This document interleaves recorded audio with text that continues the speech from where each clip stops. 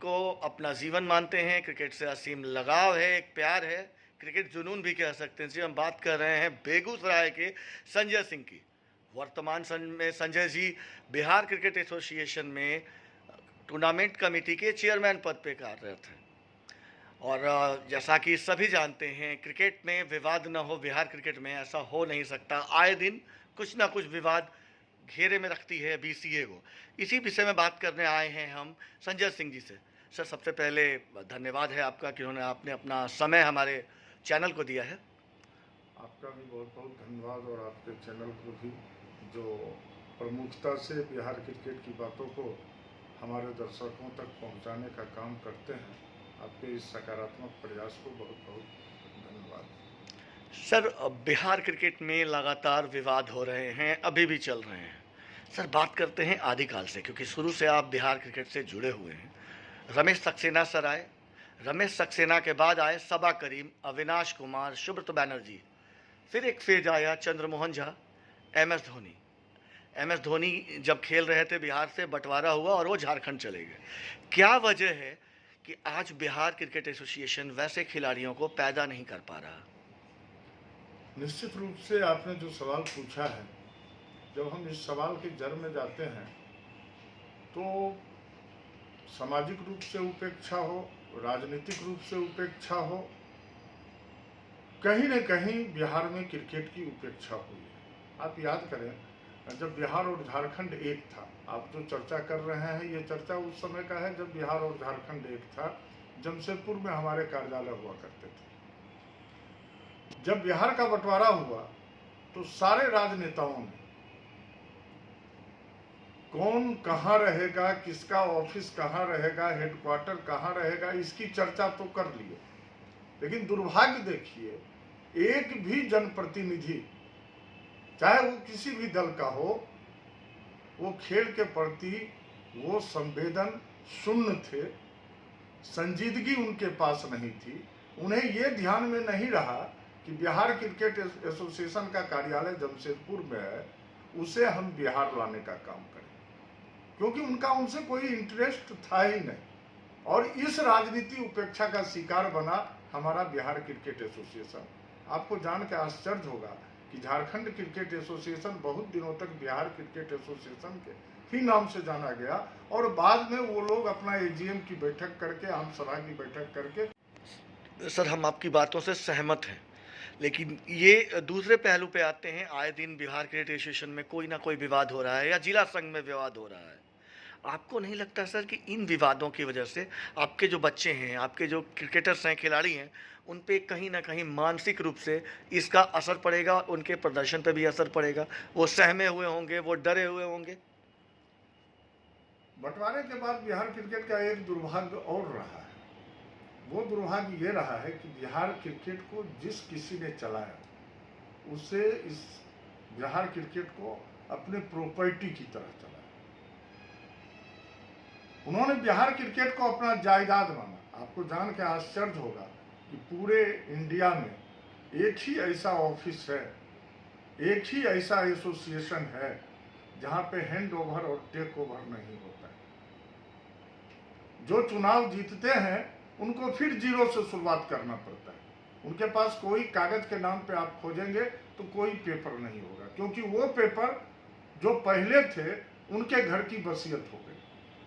फिर जो दूसरे आए, उन्होंने जब जीरो से शुरू किया, और अगर वो चुनाव में हार गए तो फिर वो कागज उनके घर की वसीयत हो। ये एक बहुत बड़ा दुर्भाग्य है कि जिस किसी ने एसोसिएशन को चलाया, मैं किसी का नाम लेना नहीं चाहता, अगर उन्होंने पारदर्शी तरीका रखा होता, चुनाव में हार जीत चलते रहती है, लेकिन हारने का मतलब ये नहीं होता है कि हम ऑफिस के तमाम कागजों को अपने घर के अलमीरा में जाके हम कैद कर दें, हम वो अपने अगले मित्र को नहीं दें।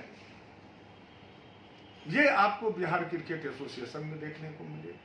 दूसरी बात, कुछ ऐसे लोग आए बिहार क्रिकेट में जो कि चाटुकारिता से इस प्रकार से घिरे कि वो बिहार क्रिकेट को बदनामी की दिशा में थोड़ा सा ज्यादा ले गया। लेकिन इसी बीच में उन लोगों के कुछ अच्छे प्रयास भी हुए। जैसे आप कह सकते हैं कि हमारे अजय नारायण जी ने सुप्रीम कोर्ट तक लड़के एसोसिएट की मान्यता ली।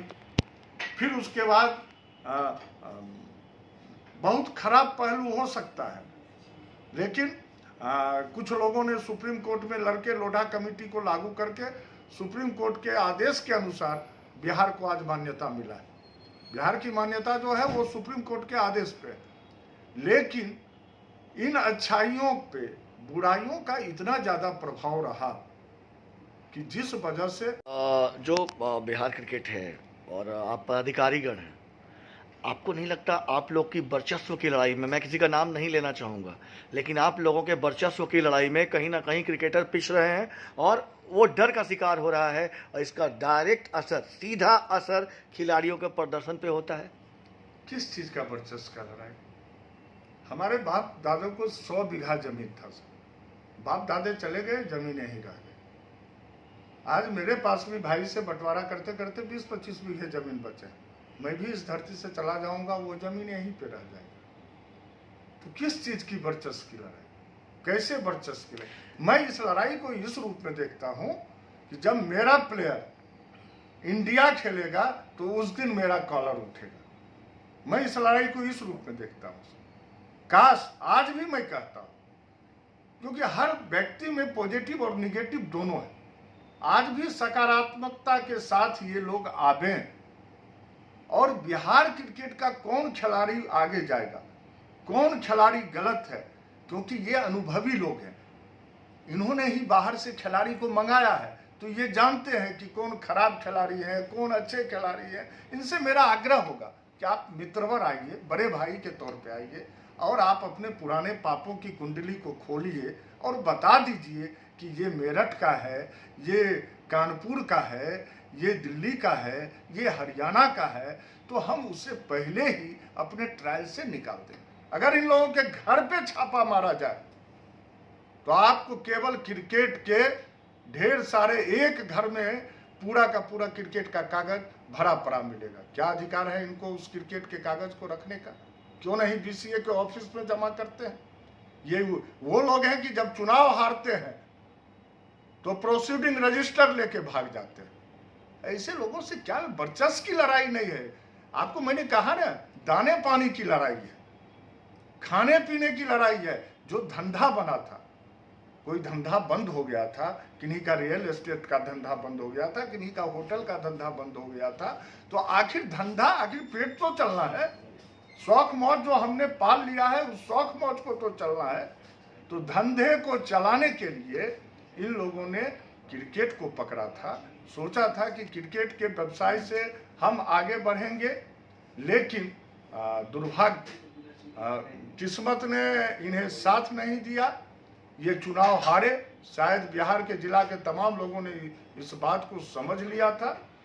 ये चुनाव हारे और चुनाव हारने का ही ये नतीजा है कि ये सर, माननीय प्रधानमंत्री, भारत जो प्रधानमंत्री है नरेंद्र मोदी जी लगातार महिला सशक्तिकरण पर बात करते हैं। क्या बिहार क्रिकेट एसोसिएशन महिला सशक्तिकरण की ओर ध्यान नहीं देता? क्या महिलाओं को पदाधिकारी के रूप में जिला संघ या बिहार क्रिकेट एसोसिएशन नहीं लाना चाहता? नहीं, ऐसी बात नहीं है। निश्चित रूप से आपका प्रश्न बहुत ही समयानुकूल है। जैसा आपने देखा होगा कि क्रिकेट की जो शुरुआत हुई थी तो पहले पुरुषों में हुई थी, तो पुरुष वर्ग के लोग जो थे वो क्रिकेट खेलते थे। बाद में हमारी बच्चियां भी निकल के क्रिकेट खेलना शुरू की और अब तो हम लोग बहुत डेवलप कर गए। ठीक उसी प्रकार से इस संगठन में पहले पुरुषों का दबदबा था, लेकिन आप धीरे धीरे देख सकते हैं, जहाँ तक मेरी जानकारी है कि हमारी अर्बन की जो सेक्रेटरी है वो महिला है। पटना विश्वविद्यालय में वो चुनाव लड़के उपाध्यक्ष भी रही थी, योशिता पटवर्धन। ठीक उसी प्रकार से सासाराम में हमारी पूर्णिमा ज्वाला जी हैं और अन्य जगह पे भी महिलाएं क्लब के मेंबर अध्यक्ष के रूप में आ रही है। आने वाले समय में चुनाव होगा तो कुछ जिला में महिला पदाधिकारी आपको देखने को मिलेगा। अभी तो आप कह सकते हैं हमारे अध्यक्ष जी, बीसीए के अध्यक्ष राकेश तिवारी जी के जो एडवाइजरी मेंबर हैं वो मधु शर्मा जी हैं, तो वो भी महिला हैं।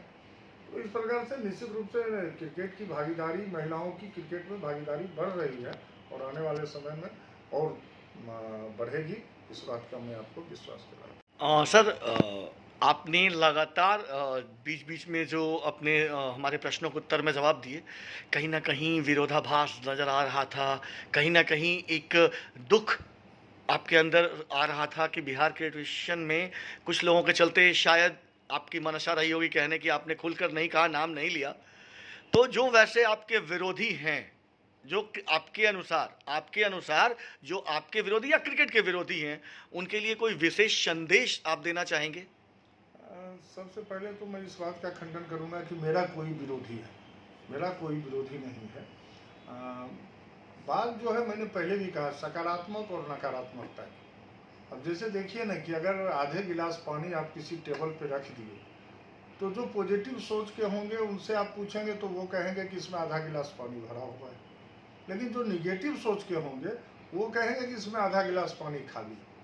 दोनों सही बोल रहे हैं, लेकिन एक का सोच निगेटिव है, एक का सोच पॉजिटिव है। और जब आप ज़्यादा निगेटिव सोचने लगिएगा तो धीरे धीरे आप डिप्रेशन में जाएंगे, आप उल जुलूल हरकत करने लगेंगे।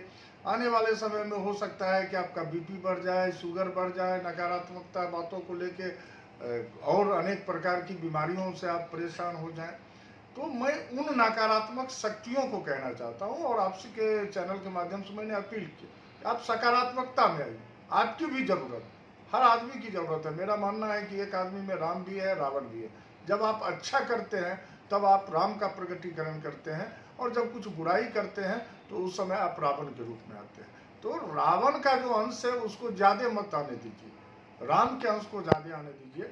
और जहाँ तक आपने संदेश की बात कही, तो एक हमारे मित्र की एक कविता स्वरचित है, मुझे याद आ रहा है, मैं आपको, हाँ वो मैं आपको कहना चाहता हूँ। हमारे मित्र ने लिखा था कि दरिया अब तेरी खैर नहीं, सुनेंगे, इनके तमाम शब्दों में मेरा संदेश भी है। दरिया अब तेरी खैर नहीं, बूंदों ने बगावत कर ली है, बूंदों ने बगावत कर ली है। नादान न समझ बुजदिल, नादान न समझ बुजदिल, इनको लहरों ने बगावत कर ली है। हम परवाने हैं मौत समा, मरने का किसको खौफ है। हम परवाने हैं मौत समा, मरने का किसको खौफ यहाँ। रे तलवार तुझे झुकना होगा, रे तलवार तुझे झुकना होगा, गर्दनों ने बगावत कर ली। इस माध्यम से आखिरी सवाल, और ज़्यादा समय हम आपका नहीं लेंगे। सवाल ये है कि आप बीसीए टूर्नामेंट कमेटी के चेयरमैन भी हैं, तो चूंकि कोरोना काल था, मैचेस नहीं हो पाए, गवर्नमेंट की गाइडलाइन थी, और न भी होती तो हमारा मानना था कि बच्चों के जीवन को हम खतरे में नहीं डाल सकते। शायद आपकी भी सोच यही रही होगी। तो भविष्य के लिए आपने क्या अपनी रणनीति तैयार करी है, और आपकी टीम अभी बाहर गई है, उन टीम के लिए, उन खिलाड़ियों के लिए आपका क्या संदेश?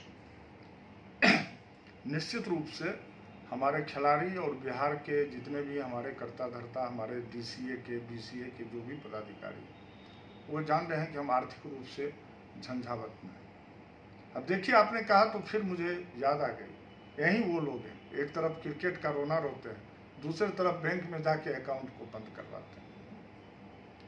बैंक अकाउंट बंद करने का क्या मंशा होता है? एक ही मंशा है कि यहाँ का खेल प्रतिबंधित हो, खेल यहाँ पे ना हो। ये वही लोग हैं कि जब हाईकोर्ट में केस होता है तो वकील से रिक्वेस्ट करते हैं कि आज बीसीए का केस है, आप तारीख में नहीं जाए। दिन के उजाले में कुछ है, रात के अंधकार में कुछ है, लेकिन खैर इन बातों को हटाइए। आप जैसा जानते हैं कि पिछली बार सीमित संसाधन में भी ना कुछ रहते हुए हमने मुश्ताक अली के लिए मैच का आयोजन, टूर्नामेंट का आयोजन जोनल स्तर पे करवाया था, और उसका एक अच्छा रिजल्ट भी निकला। फिर उसी प्रकार से अंडर 19 का भी हम लोगों ने टूर्नामेंट करवाया था, और उससे भी बड़े सुदूर जिला के अच्छे अच्छे खिलाड़ियों का पदार्पण हुआ। 2 साल से, विगत 2 सालों से सरकार के गाइडलाइन और प्राकृतिक आपदा के कारण हम टूर्नामेंट में ढेर सारी योजनाओं को बना के भी कुछ नहीं कर पाए। तो इसीलिए मैं आज की तारीख में नहीं कह सकूंगा कि मेरी क्या योजना है, क्योंकि अगर हम कुछ नहीं कर पाते हैं तो वो एक ढकोसला बयानबाजी हो जाएगी। लेकिन मेरा प्रयास है कि अगर इस बार कोरोना की तीसरी लहर नहीं आती है तो मेरे पास पूरे बिहार में 8 से 9 टर्फ विकेट जिला के पास हैं। मैं प्रत्येक सेंटर पे एक इस प्रकार के आयोजन में हूँ कि एक लीग मैच इस रूप से हो कि उस लीग मैच के माध्यम से हम विभिन्न श्रेणियों के, जैसे कि हमारा ये मानना है कि जो प्लेयर मुश्ताक अली खेल रहे हैं तो आवश्यक नहीं है कि वो 15 खिलाड़ी वनडे के लिए भी वही खिलाड़ी हों, और अगर जो वनडे खेल रहे हैं तो कोई ज़रूरी नहीं है कि रणजी का जो डेज है उसके लिए वो ही खिलाड़ी